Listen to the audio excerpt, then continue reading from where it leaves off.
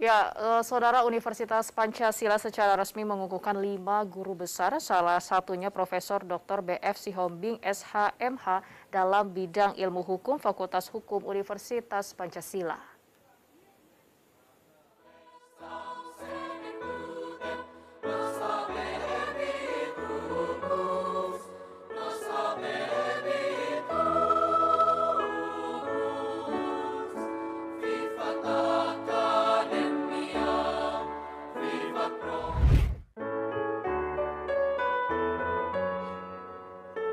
Universitas Pancasila mengukuhkan sejumlah guru besar di lingkungan kampus.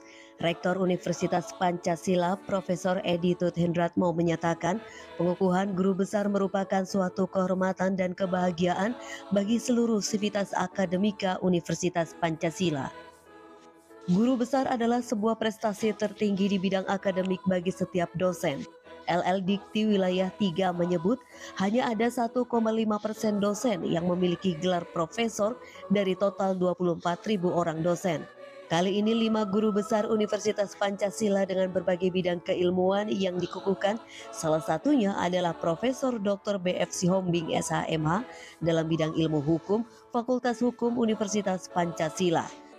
Profesor Dr. B.F. Sihombing SHMH mendapatkan gelar profesor yang ke-311 dan secara resmi menerima surat keputusan Menteri Pendidikan, Kebudayaan, Riset dan Teknologi tentang kenaikan jabatan akademik fungsional dosen profesor guru besar untuk bidang ilmu hukum.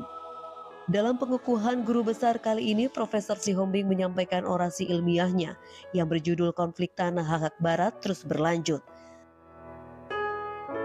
Menurut Profesor Sihombing, kebutuhan tanah atau lahan di Indonesia akan meningkat seiring pertumbuhan penduduk yang terus bertambah setiap tahun. Berdasarkan data BPS disebutkan pada tahun 1960, jumlah penduduk RI sebanyak 97.085.348 jiwa di 22 provinsi dan 261 kabupaten. Pada tahun 2022 jumlah penduduk menjadi 278.752.361 jiwa di 37 provinsi dan 514 kabupaten. Akibat pertumbuhan penduduk dan penambahan pembangunan sarana prasarana, pihak pemerintah dan swasta sangat membutuhkan tanah. Akibatnya tanah semakin menjadi mahal, oleh karenanya konflik tanah semakin meningkat. Jadi peraturan-peraturan yang lama itu sampai saat ini masih belum dicabut oleh pemerintah. Nah, itu yang saya katakan tadi dalam pidato itu, ada 5 peraturan yang mengakui keberadaan hak-hak barat. Yang pertama itu adalah Undang-Undang Nomor 1 Tahun 1958 tentang penghapusan tanah partikelir. Di sini kan diakui itu hak-hak barat itu bisa memperoleh hak atas tanah dan diberikan ganti kerugian. Nah, kemudian habis itu undang-undang yang fundamental di Indonesia itu adalah Undang-Undang Nomor 5 Tahun 1960 tentang peraturan dasar-dasar pokok-pokok agraria. Nah, di dalam juga konsideran memutuskan dikatakan dicabut hak barat. Tapi di dalam ketentuan penutup itu dikatakan bahwa hak barat masih bisa disertifikatkan dan masih berlaku. Nah, inilah yang membuat juga kontroversial.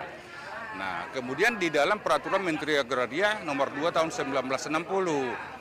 Mulailah di Indonesia ini ada pensertifikatan tanah yang pertama di Indonesia hak barat itu. Tahun 60 PMA 2 tahun 1960.